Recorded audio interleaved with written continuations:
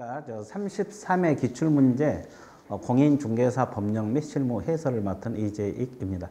자, 이번 33회 시험의 특징은 일단 박스형 문제가 많이 나왔다는 겁니다. 그래서 40문제 중에서 19문제, 거의 반 가까이가 박스 형태 문제가 많이 출제가 됐다는 거죠.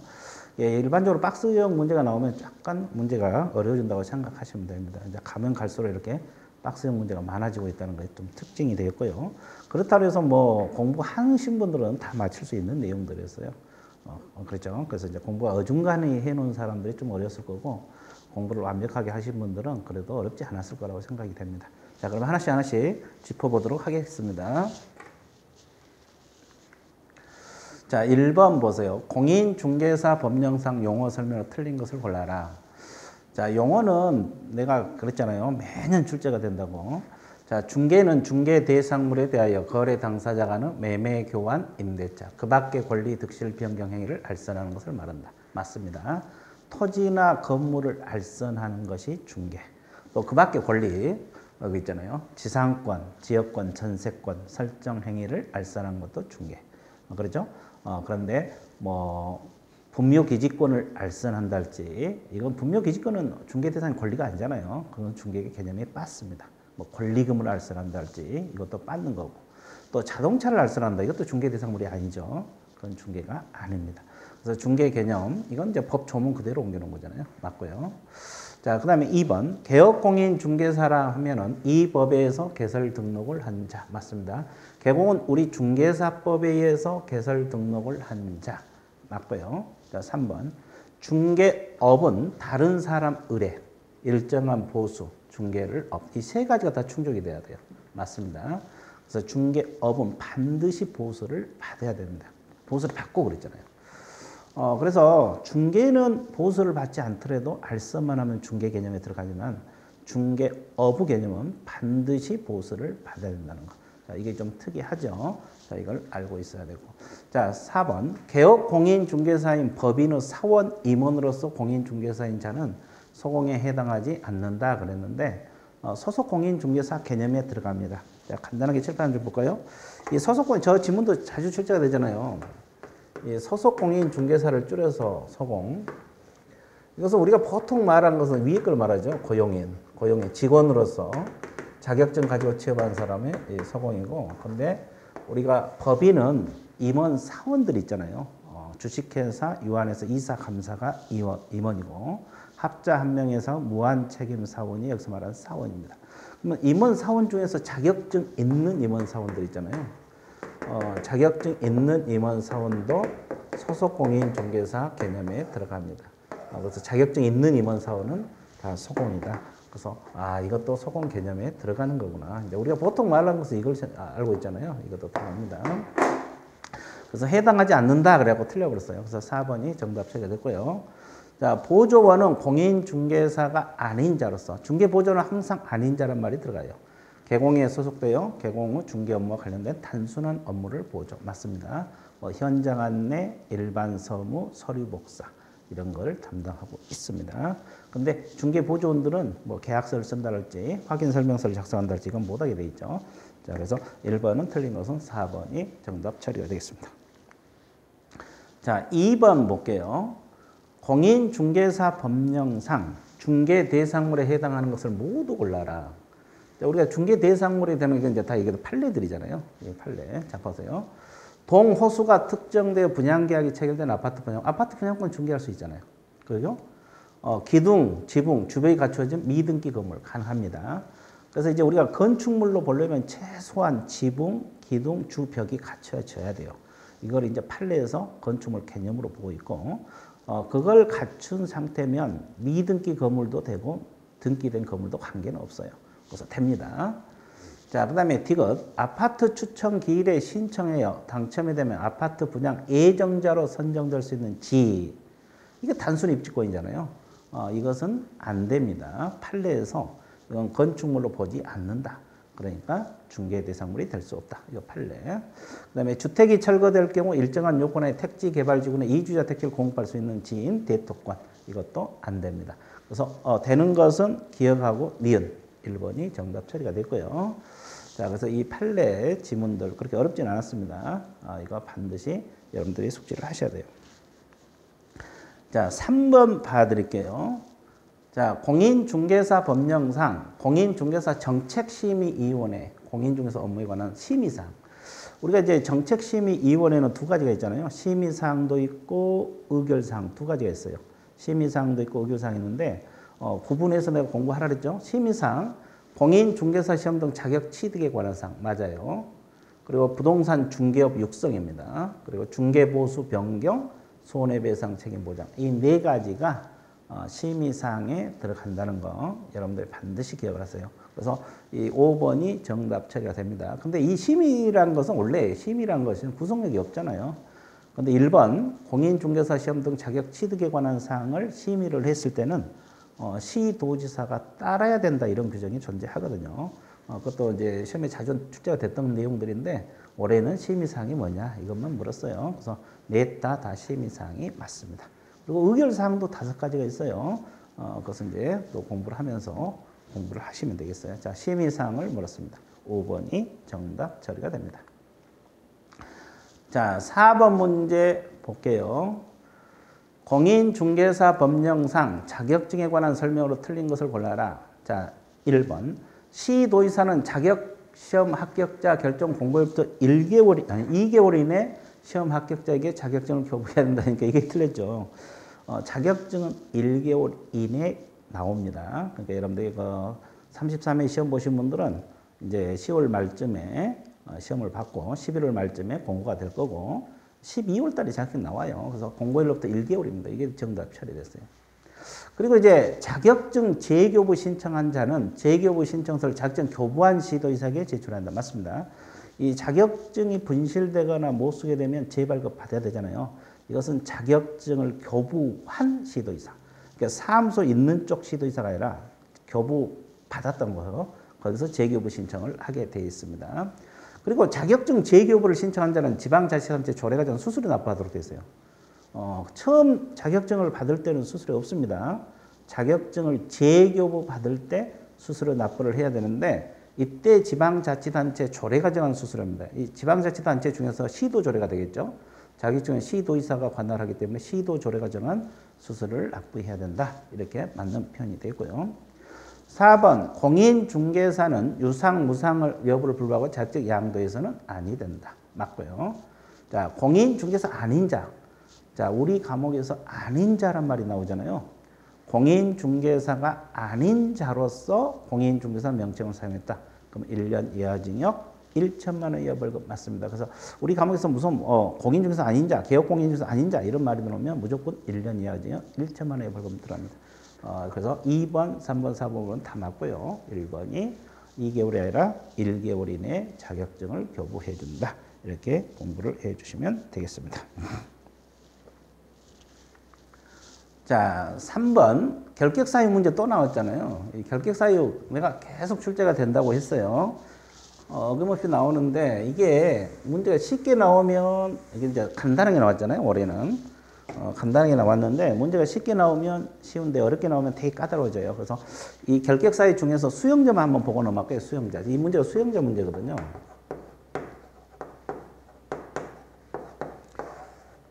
수용자란 말은 형벌을 선고받은 자 이렇게 나왔어요.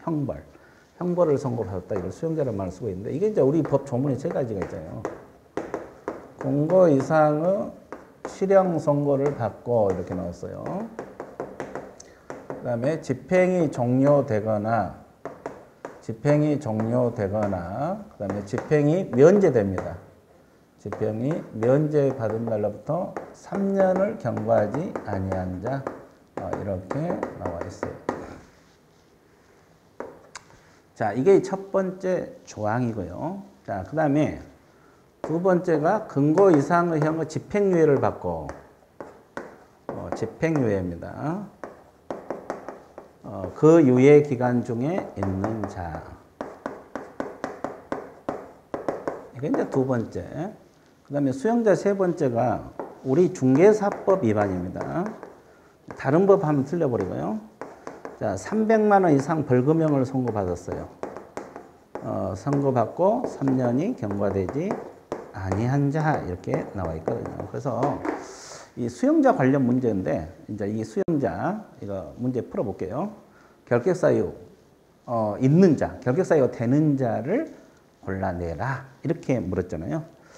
자, 그러면 근고 이상의 실형 선고를 받고 집행을 면제된 날부터 2년, 3년 동안 결격입니다. 자, 3년이 경과되지 아니한 자 그랬잖아요. 집행이 종료된 날로부터 3년, 면제 받은 날로부터 3년. 그렇죠? 그래서 2년 지났으니까 아직 결격 사유가 되고 있어요. 기억은 결격 사유 정답이고요. 자, 두 번째. 공인중개사법을 위반하여 200만 원 벌금형을 선고받고 2년이 된 자. 벌금 200만 원은 결격 사유가 아닙니다.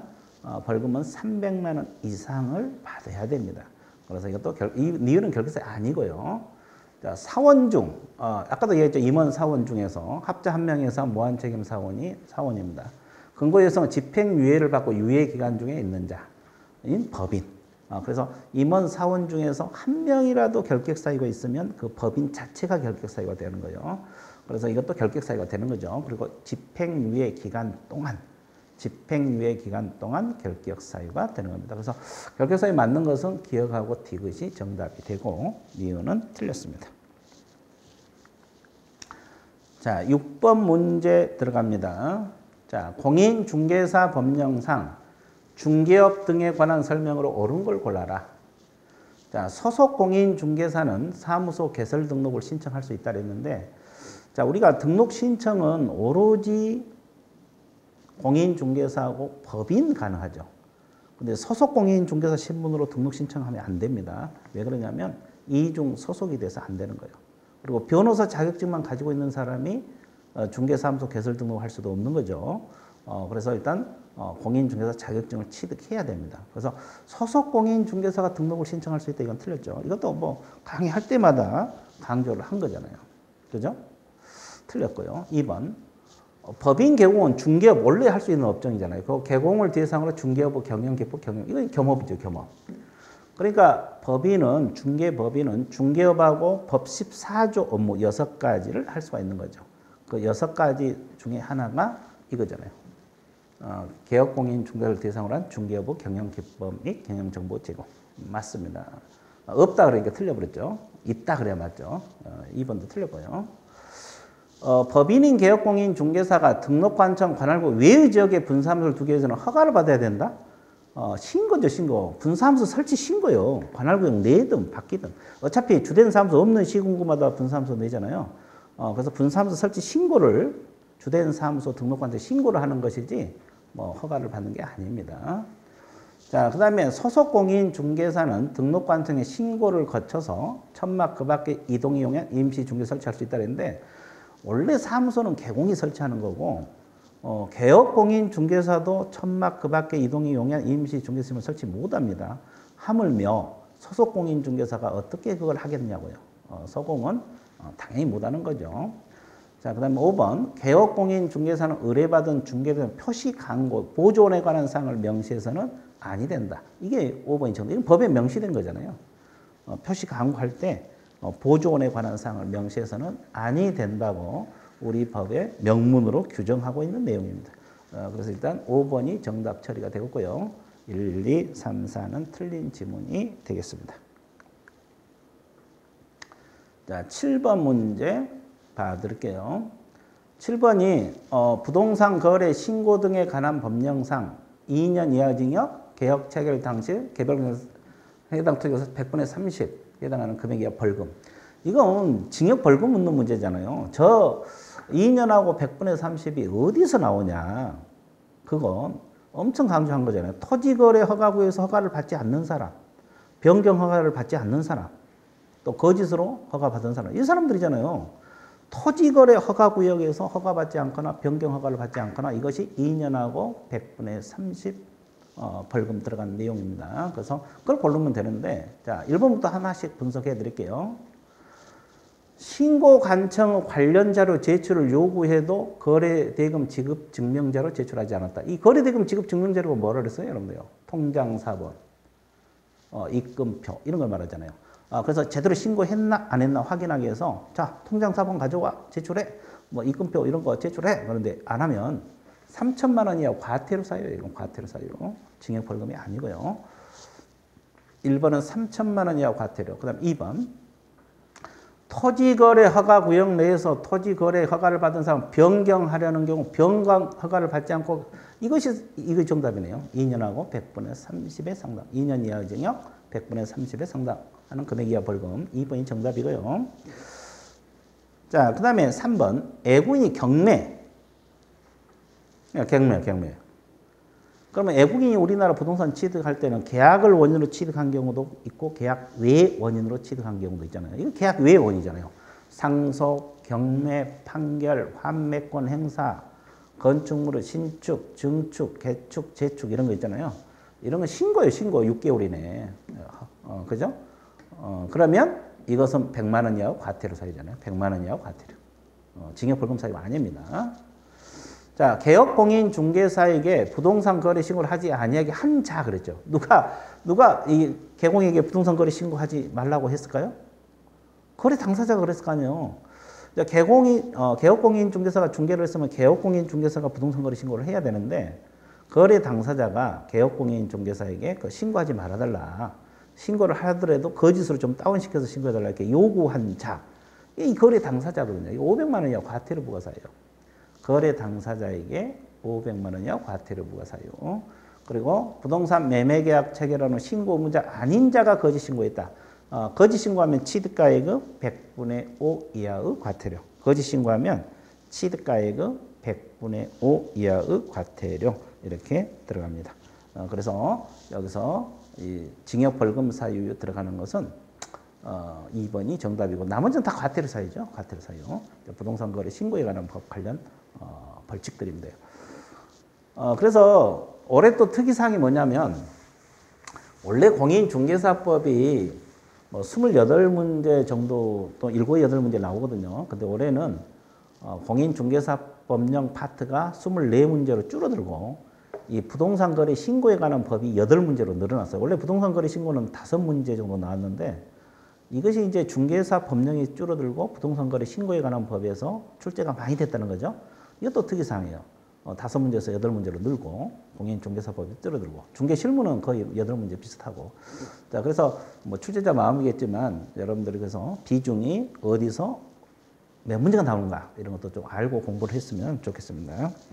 자 그래서 일단은 7번, 2번이 정답 처리가 되겠습니다. 자 8번 문제 이제 중개계약 파트인데 올해 이 출제자 특징이 뭐냐면 이 서식을 많이 냈어요. 일반 중개계약, 전속 중개계약 서식 또는 중개계약 파트 문제를 많이 냈고 또 확인 설명서 서식은 원래 자주 나오고 또 부동산 거래계약 신고서 서식 또 그 특이한 점은 또 서식을 많이 냈더라고요. 서식 많이 냈고 박스형 문제 많이 냈고 중개사법 문제를 줄이고 부동산 거래 신고 관한 법을 많이 출제를 하고 이런 게 이제 올해 출제자 특징인데 자 하여튼 중개계약 파트 한번 들어가 볼게요. 공인중개사 법령상 개공 일반 중개계약하고 전속 중개계약 설명으로 옳은 것을 골라라 그러죠. 자 1번 일반 중개계약은 의뢰인이 중개 대상을 중개를 의뢰하기 위해 특정한 개공을 정하여 그 개공에 한정하여 중개하는 계약을 말한다. 이것은 일반 중개계약에서 나온 개념이 아니고 이 전속 중개계약에서 나온 개념입니다.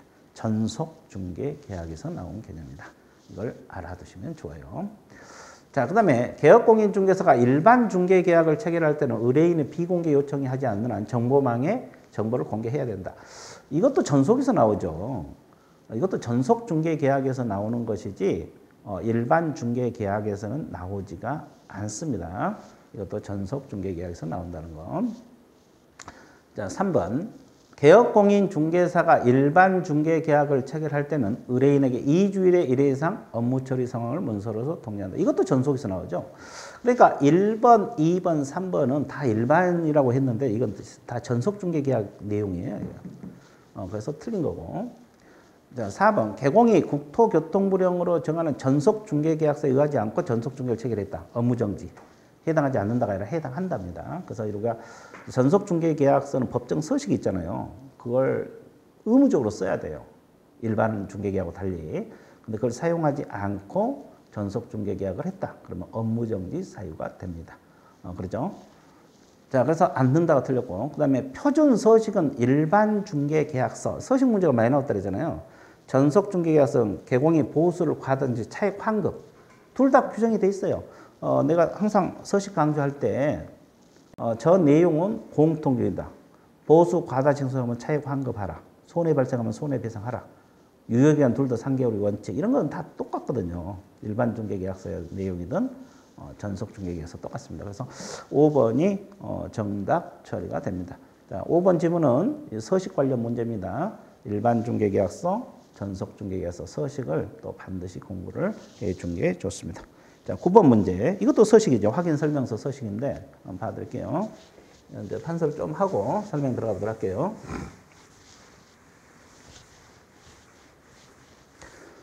자, 확인 설명서 2입니다. 비주거용 건축물. 기본 확인사항. 확인 설명서 공부할 때 항상 강조한 것이 이게 가장 자주 출제가 된다 그랬잖아요. 서식 중에서도. 그래서 이제 확인 설명서 기본 확인사항은 뭐고, 세부 확인사항은 뭐고, 중개 보수 등에 관한 사항은 뭐냐. 자, 확인 설명서 종류는 4가지가 있습니다. 확인 설명서 1이 주거용 건축물 확인 설명서. 확인 설명서 2. 비주거용 건축물 확인 설명서. 확인 설명서 3. 토지 확인 설명서. 확인 설명서 4. 임목 광업재단, 공장재단 확인 설명서. 이렇게 서식이 4가지가 있잖아요. 그러면 여기서 이제 우리가 주거용 가장 대표적인 건 4가지를 내가 머릿속에 기억하라 그랬어요.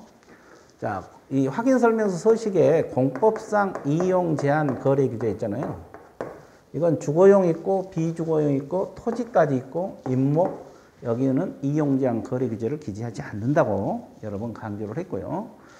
그 다음에 입지 조건 무조건 외우시라 그랬어요. 입지 조건이 여기는 도로, 대중교통, 주차장, 교육시설, 판매 및 의료시설 이렇게 서식화되어 있습니다. 도로, 대중교통, 주차장, 교육시설, 판매, 의료시설. 자, 도대주 교판. 근데 비주거용은 도로하고 대중교통하고 주차장까지만 서식화되어 있습니다. 그리고 여기는 도로하고 대중교통까지만 서식화되어 있어요. 여기는 없고요. 그리고 내가 또 반드시 기억을 할 것이 비선호시설 기억하라 그랬잖아요. 비선호시설은 선호하지 않는 거, 뭐 쓰레기 소각장이랄지 화장장이랄지 쓰레기 매립장 이것은 주거용하고 토지만 있다 그랬어요. 이 두 서식에만 있다 그랬어요. 비주거용 서식에는 비선호시설이 없어요. 그리고 환경 조건이 있잖아요. 환경 조건은 환경 조건이 뭐예요? 일조량, 소음, 진동이 있잖아요. 이것은 오로지 주거용만 있어요. 이건 오로지 주거용만 있고 여기는 없다는 겁니다. 자, 그래서 이걸 알고 있어야 돼요. 그래서 이제 지금 이거 공부를 할 건데 그 다음에 우리가 확인 설명 공부할 때 크게 분류해서 개업공인정 기본 확인 사항이 있고 자, 그 다음에 세부 확인 사항이 있어요. 그 다음에 중개 보수 등에 관한 사항이 있습니다. 이 3가지로 크게 분류가 되는데 자, 우리가 이 보수는 하나밖에 없고 이 세부가 벽수 일미 이렇게 그래서 벽면, 바닥면, 도배, 수도, 전기, 가스, 소방, 난방 방식, 열공급, 승강기, 배수. 그 다음에 뭐가 있어요? 일조량, 소음, 진동. 그 다음에 미공시 권리, 등기되지 않는 권리. 이게 이제 세부입니다. 거기 아닌 건 다 기본으로 공부하라 그랬어요. 자, 그러면 이 문제는 지금 뭘 물었냐면 비주거용을 물었어요. 이 비주거용 확인 설명서 서식을 물었잖아요. 자, 그럼 볼게요. 기본 확인 사항이냐, 세부 확인 사항이냐 크게 분류한대요. 여기서 기본 확인 사항을 물었는데 비주거용 건물 기본 확인 사항이 아닌 걸 골라라. 소재지 면적 물건의 표시는 주거용이든 비주거 다 기본 확인 사항. 소유권 외의 권리 이것도 기본 확인 사항. 소유권에 관한 권리 기본 확인 사항. 관리 주체 기본 확인 사항. 근데 비선호 시설은 기본 확인 사항은 맞는데 주거용에서 나와요. 여기 보세요. 이 비선호 시설은 비주거용은 없어. 없어. 기본 확인사항은 주거용에서는 기본 확인사항이 들어가죠. 근데 비주거용은 비선호 시설은 없습니다. 그러니까 기본 확인사항이 될 수가 없는 거죠. 아예 서식화되어 있지 않기 때문에 자, 그래서 이제 그래서 이걸 내가 기억을 하라고 여러 번 강조했던 내용입니다. 그래서 3번이 정답 처리가 됐습니다. 비선호시설은 비주거용 확인 설명서는 없습니다. 자, 그것을 유념해서 공부를 해 주시면 좋겠다. 그 다음에 10번. 10번 한번 볼게요. 공인중개사 법령상 중개보수 제한 옳은 걸 골라라. 자, 이거 판례를 따르라 그랬는데, 자, 보세요. 우리 중개사법에서 중개업을 할 때 일정 이상 보수를 못 받게 돼 있죠. 초과 보수를 받지 못하도록 돼 있어요. 초과 보수를 받으면 금지 행위로서 처벌을 받게 됩니다. 그래서 이 제한 규정이 적용되는 걸 골라라. 그죠? 자, 기억 한번 보세요. 기억. 모두 골라라 그랬어요. 공인중개사 법령상 중개보수 제한 규정 공매대상 부동산 취득할선. 자, 부동산 취득할선 적용되지 않는다 그랬는데 이 판례에서 적용된다고 보고 있어요. 왜 그러냐면 경매 권리분석 취득할선은 중개행위로 본다 그래서 판례에서 중개행위로 봐버립니다. 봐버려요. 중개행위로 보기 때문에 이 보수 일정한 보수를 초과해서 받으면 안 된다. 이렇게 보고 있는 겁니다. 그래서 기억이 적용되지 않는다가 아니라 적용된다. 이렇게 해야지 판례 조항에 일치가 됩니다. 그래서 기억은 틀렸고요. 자, 공인중개사 정한 한도를 초과하여 보수 약정은 한도를 초과한 범위에서 무효입니다. 우리가 이제 뭐 약정하기 나름이죠. 근데 한도를 넘어선 약정은 그 무효다 이 말이에요. 초과 부분은 무효고 초과 부분은 부당이득으로 반환하라. 이렇게 공부했잖아요. 자, 디귿. 개업공인중개사는 중개 대상물에 대한 거래계약이 완료되지 않을 경우에도 의뢰인과 중개행위에 상관한 보수를 지급하기로 약정할 수가 있고 이 경우 중개사 법령상 보수 제한 규정들이 적용된다. 맞습니다. 자, 우리가 거래계약이 완료되지 않더라도 보수 약정을 할 수 있잖아요. 그래서 이제 초과 보수 약정은 서식에서도 하지 말라고 하고 있죠. 그래서 일단은 이거 맞습니다. 그래서 니은하고 디귿은 정답 처리가 되고요. 기억은 판례에서 저것도 중개행위로 보기 때문에 제한 규정을 따를 수밖에 없는 거죠. 그래서 기억은 틀렸습니다. 자, 11번 문제 넘어가 보도록 할게요. 11번. 공인중개사 법령상 가로 안에 들어갈 숫자가 큰 것부터 작은 것. 자, 이건 기간 관련 문제인데 내가 강의할 때마다 강조했잖아요. 우리 과목에서 가장 빠른 것이 미리, 즉시, 지체 없이 7일, 5일도 있죠. 5일, 7일, 10일, 15일 이렇게 기간이 쭉 나간다 그랬잖아요. 그래서 기간은 깡그리 머릿속에 넣으라 그랬는데 이거 기간 문제잖아요. 개공이 공제금으로 손해배상할 때는 며칠 이내 공제에 다시 가입해야 돼요? 15일입니다. 기억은 15일이 되는 거고 개공이 등록한 인장을 변경한 경우 변경부터 7일입니다. 7일 내 변경의 인장을 등록관청에 등록하라. 7일이 되고요. 개업공인중개사는 사무소 이전할 때 이전하면부터 10일 이내입니다. 등록관청에 이전 사실을 신고해라. 사무소 이전은 10일, 인장 변경은 7일, 공제금 가입은 15일. 그러면 긴 것부터 하셨으니까 기업, 디귿, 니은이 되겠죠.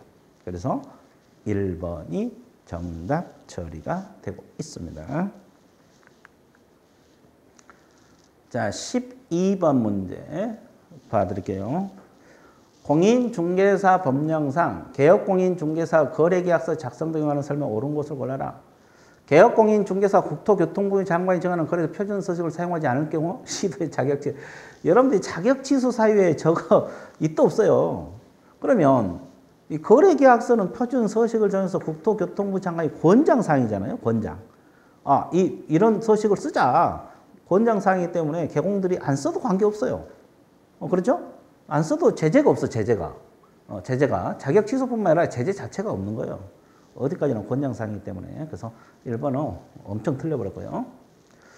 자, 그 다음에 거래계약서 필요적 기재사항 9가지 있잖아요. 그 중에 확인설명서 교부일자 있잖아요. 확인설명 교부일자는 필요적 기재할 사항이다. 맞습니다. 그래서 우리가 이제 필요적 기재사항 있잖아요. 9가지. 거래 당사자 인적사항, 물건의 표시 관련 사항, 계약일, 거래대금, 계약금, 지급일단 지급에 관한 사항, 물건의 인도 일시, 권리 이전의 내용, 조건이나 기한이 있으면 조건, 기한. 그리고 확인 설명서 교부 일정이 나오잖아요.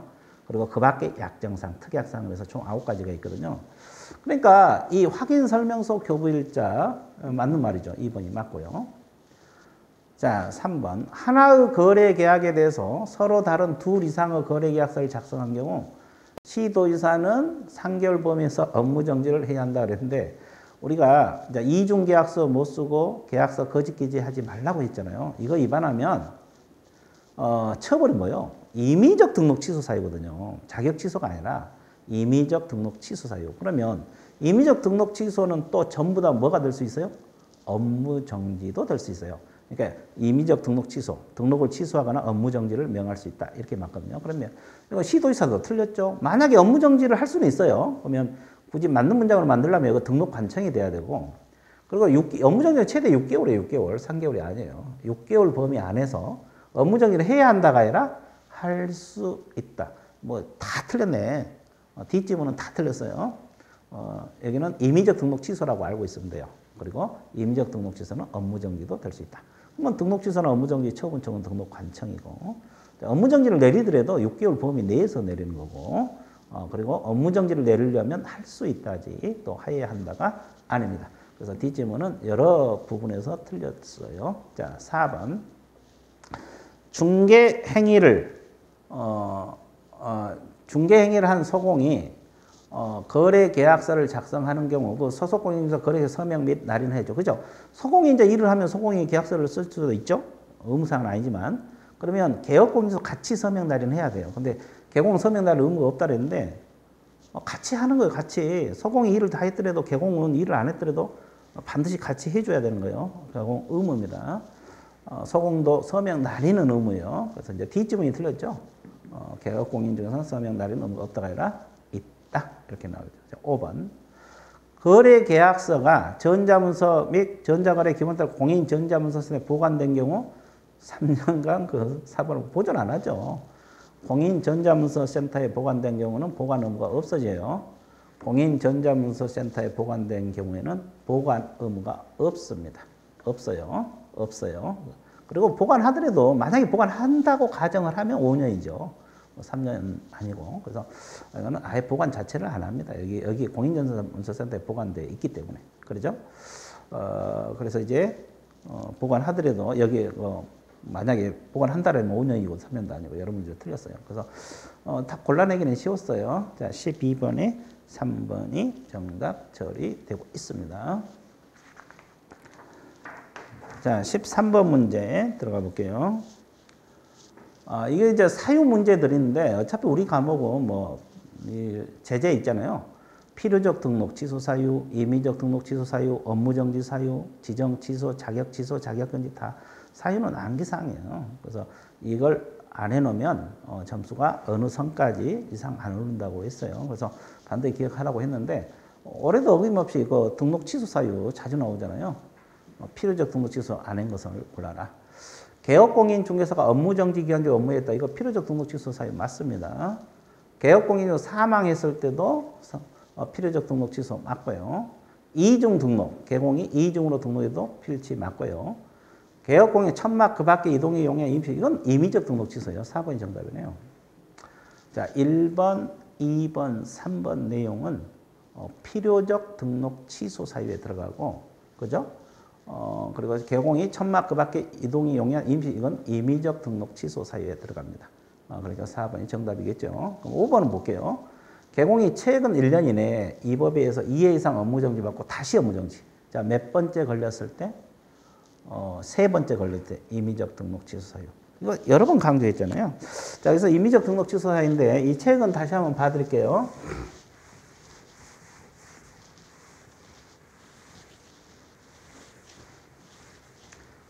자, 5번은 필요적 등록 취소 사유 맞습니다. 자, 이거 한번 받을 텐데, 우리가 한번 볼게요. 필요적 등록 취소 사유는 최근 1년 이내에 2회 이상입니다. 업무정지 처분을 받고 다시 업무정지 하다 걸리면은 반드시 취소시킵니다. 그러니까 이게 뭐냐면 2번 업무정지 받고 나서 다시 3번째 걸렸을 때 반드시 취소. 그죠? 자, 그 다음에 임의적 등록 취소 사유는 뭐냐면 최근 1년 이내 3회입니다. 3회. 3회 이상 업무정지 또는 과태료 처분을 받고 다시 업무정지 또는 과태료 처분에 해당하는 행위. 이건 임의적 취소입니다. 그래서 이제 업-업은 필치, 업과-업과는 임치. 4번째 걸렸을 때. 그리고 이제 업무정지 또 하나 있잖아요. 업무정지 사유. 최근 1년 이내 2회 이상입니다. 2회 이상 업무정지 또는 과태료 처분을 받고 다시 과태료입니다. 업과 다시 과. 업과 다시 과. 자, 이것은 업무정지 사유. 자, 그래서 일단은 5번은 필요적 등록 취소 사유에 들어가는 게 맞습니다. 그래서 4번은 임의적 등록 취소 사유. 4번이 정답. 자, 14번. 이것도 이제 사유 문제잖아요. 공인중개사 법령상 지정 취소할 수 있는 사유에 해당하는 거 모두 골라라. 거짓 그 밖에 부정한 방법으로 지정 취소 맞습니다. 정당한 사유 없이 지정은 1년 이내 정보망을 설치 운영하지 않았다. 이것도 지정 취소 사유 중에 하나고요. 개공으로부터 의뢰받는 내용과 다르게 정보를 공개했다. 차별 공개다. 이건 지정 취소. 정보망 이용, 정보 제공 방법 운영 규정 위반해서 정보 운영했다. 지정 취소. 5번이 정답이네요. 자, 그래서 이건 뭐 사유 암기사항들이잖아요. 이거 다 맞는 내용이 되겠습니다. 여기서는 다 맞습니다. 자, 이거 알고 있으면 되고요. 5번이 정답. 자, 15번. 이건 이제 벌칙. 우리가 이제 벌칙은 처음에는 어려운데 나중에 되면은 오히려 벌칙이 쉽다고 이야기했죠. 자, 3년 이하의 징역, 3천만 원 이하의 벌금에 처해는 개공 등 행위가 아닌 걸 골라라. 자, 관계 법령에서 양도가 금지된 분양과 관련 있는 증서, 관련 있는 증서 매매를 중개했다. 3년하고 3천. 금지행위잖아요. 금지행위 3년하고 3천. 보수 초과 1년하고 1천. 2번이 정답이네요. 1년하고 1천.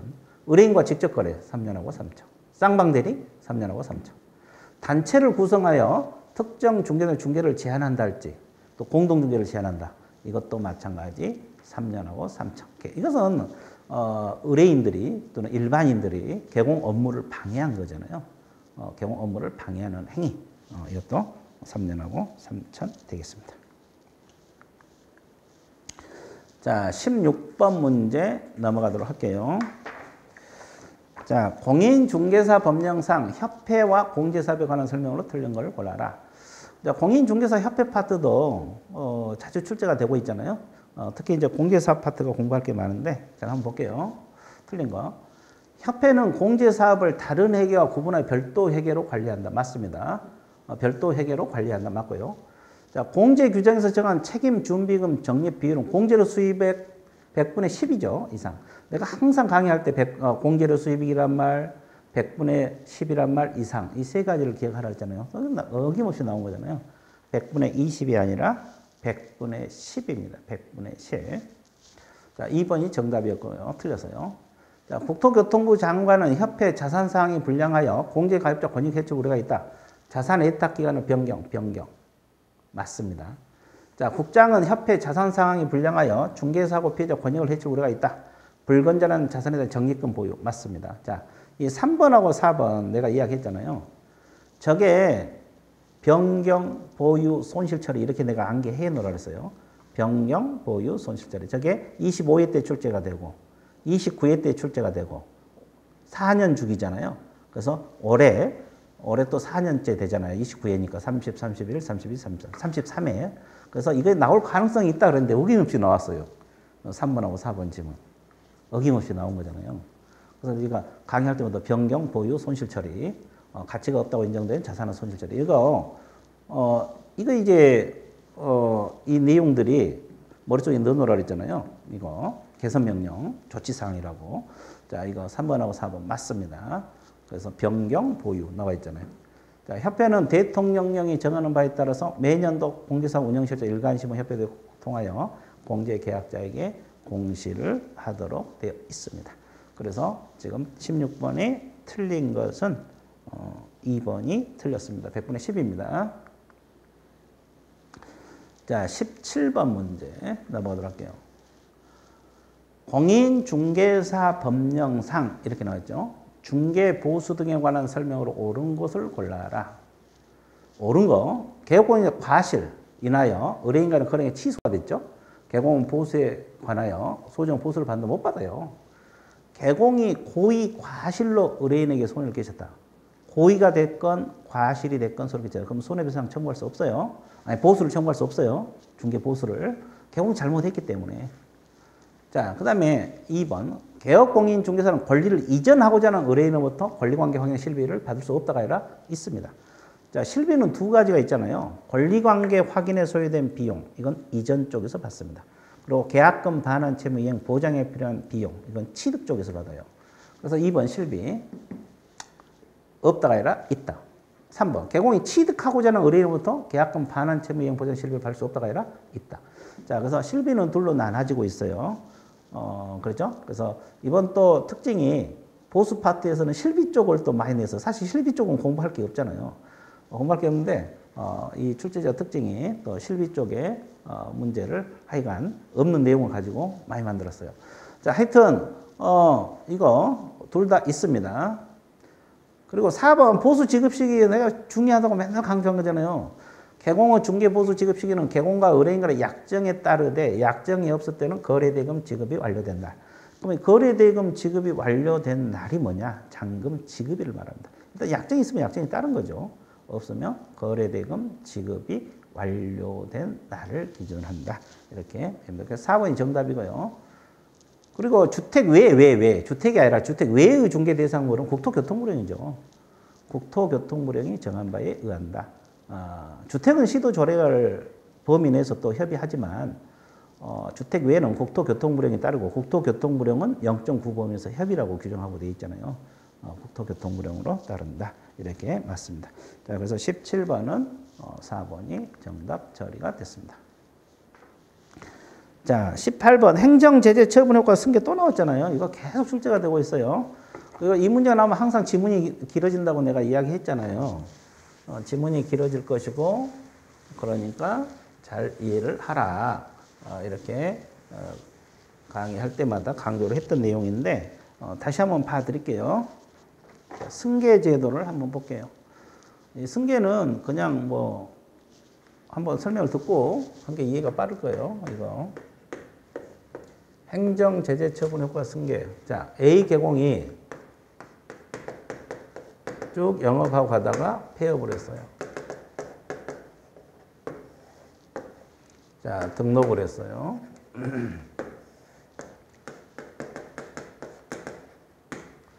자, 예를 들어서 폐업을 한 6개월 했다 가정을 해볼게요. 그러면 등록을 해서 이걸 뭐라고 표현을 해요? 재등록 개업공인중개사 이렇게 표현하잖아요. 그 다음에 이 기간을 우리가 뭐라고 하느냐? 폐업기간이란 말을 써요. 폐업기간이란 말을 쓰고 그러면 재등록 개업공인중개사는 폐업하기 전의 개공 지위를 승계를 합니다. 지위를 승계한다 이겁니다. 그러면 어떤 지위가 승계가 되느냐? 두 가지가 있잖아요. 첫 번째가 행정처분 효과를 승계를 합니다.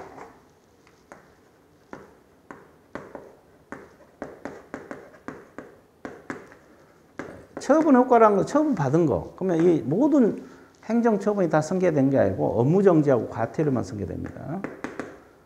다른 건 승계 안 돼요. 그리고 또 하나가 위법 행위를 승계를 합니다. 위법 행위, 이건 등록 취소하고 업무정지 관련해서만 승계가 돼요. 자격 취소 이런 건 승계되지 않습니다. 자, 그러면 위에 거 설명 들어갈게요. 이 사람이 폐업하기 전에 이 개공이 폐업하기 전에 업무정지 한번 받고 과태료 한번 받고 그리고 폐업을 했잖아요. 6개월에 재등록했을 때 업무정지 한번 받은 거 과태료 한번 받은 걸 가져온다 이 말이에요. 그럼 몇 년간 가져오냐? 이거 시험 그대로 나왔잖아요. 자주 나온 거 1년간. 1년간 승계된다 그랬어요. 근데 언제부터 1년이냐? 이 폐업일로부터 1년 계산하지 않고 업무정지 받은 날, 과태료 받은 날, 이 처분일. 처분 받은 날로부터 1년이다. 이렇게 자꾸 항정해줘요. 시험 자주 나오잖아요. 이거 이 위에 거고.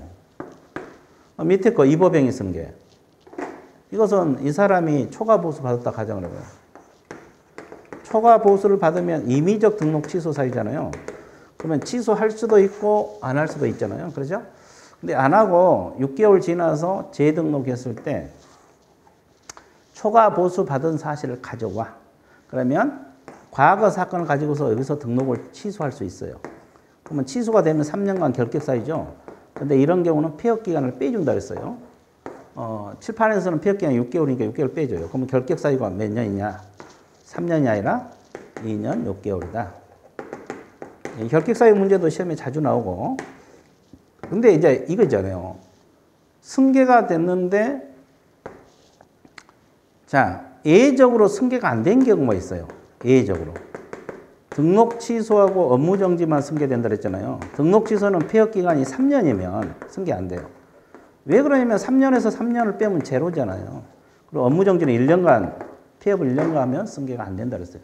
자, 이거, 지금 이 문제들은 이쪽, 이거다 하고, 밑에 이거. 승계 안 되는 거. 이런 거에 주로 문제가 나온 거잖아요. 자, 그렇죠? 18번 볼게요. 공인중개사 법령상 행정 제재 처분 효과 승계에 관한 설명 옳은 것을 모두 골라라. 폐업 신고 전에 개공에 대한 업무 정지 처분 효과. 처분 효과는 물었잖아요. 처분일로부터 1년간. 2년 틀렸잖아요. 1년간 승계가 된다. 이렇게. 그래서 기억은 틀렸네요. 자, 폐업 기간이 2년을 초과한 재등록 경우에서 폐업 신고 전후 사무소 업무 정지. 폐업 기간이 2년이죠. 행정 처분을 할 수가 없다. 그랬는데 맞겠어요? 폐업 신고 사무소 업무 정지에 해당하는 위반 행위를 해서 행정 처분할 수 없다. 맞죠? 왜? 업무 정지는 1년간만 승계된다니까. 여기 보세요. 여기 이쪽으로 좀 와보세요. 자, 업무 정지는 1년간만 폐업 기간이 1년일 때 승계가 되는 거예요. 근데 지금 여기는 2년이 되어버렸잖아요. 폐업 기간이. 폐업 기간이 2년이 되니까 승계가 안 됩니다. 그러니까 업무 정지 할 수가 없다가 맞죠. 없다가. 그래서 니은은 맞고요. 자, 티귿. 폐업 신고 전에 개고는 과태료 처분. 과태료 처분 효과를 물었잖아요. 처분일로부터 1년간 승계되잖아요. 그러니까 10개월 될 때 승계된다. 맞죠? 1년간 승계되니까 10개월이니까 아직 1년 안 지났잖아요. 맞고요. 자, 폐업 기간이 3년 6개월이라고 했어요. 재등록 폐업 신고 전후 개설 등록 취소 사유에 해당하는 위반해서 취소를 할 수가 없다. 왜? 등록 취소는 3년간만 승계가 되잖아요. 3년간만. 그러면 3년 6개월이니까 3년이 지났잖아요. 3년이 지나버렸어요. 그러니까 할 수 없다가 맞습니다. 그래서 결국 18법은 니은, 디귿, 니을이 정답이고 기억은 틀렸습니다. 그래서 답은 몇 번? 니은, 디귿, 니을 4번이 정답 처리가 되겠습니다. 자, 이 법인 개설 등록 기준 이거 매년 나오잖아요. 근데 올해는 뭐 간단하게 박스형으로 나왔지만 간단하게 나와 출제가 됐네요. 법인이 등록할 때 개설 등록 기준 시험에 자주 나오고 있죠. 자, 그럼 볼게요. 개설 등록 기준에 부합하는 것을 골라라. 우리가 이제 법인이 등록하려면 일정한 요건을 갖춰야 되잖아요. 갖추지 않으면 안 되기 때문에. 자, 일단은 대표자는 공인중개사여야 돼요. 그래서 이제 법인이 등록하러 갈 때 자격증 없는 사람이 내가 자본금 가장 많이 투자했으니까 내가 대표자 되겠다. 그건 아니고요. 대표자는 공인중개사이어야 한다. 맞고요. 건축물 대장에 기댄 건물에 전세, 뭐 전세든 임대차든 사용대차든 중개사무소를 확보해야 한다. 맞고요. 근데 가설 건축물 대장에는 안 됩니다. 니은도 맞았네요. 자, 사무소 개설하려는 법인이 자본금 5천만 원에서 협동조합 기본법상 사회적 협동조합은 안 됩니다. 디귿이 틀렸네요. 기역 니은은 맞고요. 기역 니은은 맞는 지문이고 디귿이 틀렸습니다. 왜 틀렸느냐? 그냥 협동조합은 되지만 사회적 협동조합은 안 된다는 거. 여러분들이 명심을 해줘야 돼요. 왜 그러냐? 사회적 협동은 비영리 목적이기 때문에요. 우리가 중개업 하는 것도 영리행위거든요. 영리행위이기 때문에 비영리 목적인 사회적 협동조합은 등록이 안 됩니다. 자, 그렇죠? 그래서 19번은 기억하고 니은이 정답. 자, 20번 문제. 자, 포상금. 이것도요. 작년에도 출제가 됐잖아요. 고발 대상. 작년에는 그래도 좀 이것보다는 어렵게 나왔는데 올해는 간단하게 문제가 나왔는데 뭐 세 개 지문이니까 신고 고발 대상 모두 골라라. 중개 대상물 매매를 하고 이건 포상금 안 주죠. 자격증을 대여받은 자, 이 사람이 죽어요. 이 거래사 중에서 거의 때문에 의뢰인 판단을 그렇죠. 이건 금지행위잖아요. 금지행위 중에서도 포상금 주는 것은 세 가지 있죠. 세 가지가 있고 나머지는 안 주잖아요. 그래서 이제 문제 유형만 달랐지 작년에도 저 대상자가 출제됐던 문제잖아요. 32회 또 출제됐던 문제인데 자 한번 봐드릴게요. 이게 뭐냐면 포상금 이건 공인중개사법이에요. 또 부동산 거래 신고에 관한 법도 포상금이 있잖아요. 공인중개사법. 이거 신고 고발 대상의 첫 번째가 무등록 중개업자 신고하면 포상금 나온다 그랬잖아요. 무등록. 등록하지 않고 중개업을 영위한 사람. 이 사람들 신고하면 포상금 나와요. 그 다음에 두 번째, 거짓. 그 밖에 보면 개설 등록한 사람. 이 사람들 신고하면 포상금이 나오고, 세 번째, 등록증이 됐건, 자격증이 됐건, 뭐한 사람? 양도, 대여하거나 양수, 대여 받은 자. 이분들 신고하면 포상금 나온다 그랬어요. 그래서 제가 무거등자 이렇게 두 문자로 공부해도 괜찮다 이렇게 이야기를 했고요. 그 다음에 다섯 번째, 개공이 아닌 자로서 표시 광고를 했다. 자, 그래서 개공이 아닌 자로서 표시 광고를 했다. 그죠? 그 다음에 개공이 시세에 부당한 영향을 주거나 줄 우려가 있는 행위를 했다. 그 다음에 단체를 구성해서 단체 구성은 외의자와 공동중개를 제한한다 할지 중개 대상 물건을 제한하는 행위. 그 다음에 여덟 번째, 이건 33조 2항에서 나오잖아요. 일반인들이 개공 업무를 방해했다. 여기도 이제 다섯 가지가 있죠. 개공 업무를 방해를 했다. 일반인들이. 그래서 표시, 담방 이렇게 공부를 했어요. 그래서 이제 금지행위, 이게 금지행위잖아요. 교란행위고. 금지행위 중에서 이것만 포상금을 주지 뭐 매매를 업으로 한다 할지 의뢰인의 판단을 그르치게 한다 할지 이런 거 신고하면 포상금 안 줍니다. 그래서 이제 지금 여기 나왔던 것이 이게 자격증 나왔죠? 이건 나왔고 대여받은 자. 이게 자격증 나왔고 그 다음에 나머지는 없어요. 그래서 일단은 니은 하나가 정답이네. 니은 하나가. 그래서 문제 자체는 뭐 그렇게 어렵지 않게 출제가 됐습니다. 물론 저걸 또 안 애워넣으셨으면 못 풀죠. 간단하든 어렵든. 그래서 공부는 확실히 알고 있으면 어려운 문제도 쉬운 거고 본인에게는 모르면 쉬운 것도 본인에게는 어려운 겁니다. 상대적이죠. 알고 있으면 아무리 어려운 것도 쉬운 거고 아무리 쉽게 문제가 내더라도 모르고 있으면 모르고. 자, 그래서 일단은 20번까지 공부를 해봤습니다. 조금 쉬었다 들어가도록 할게요.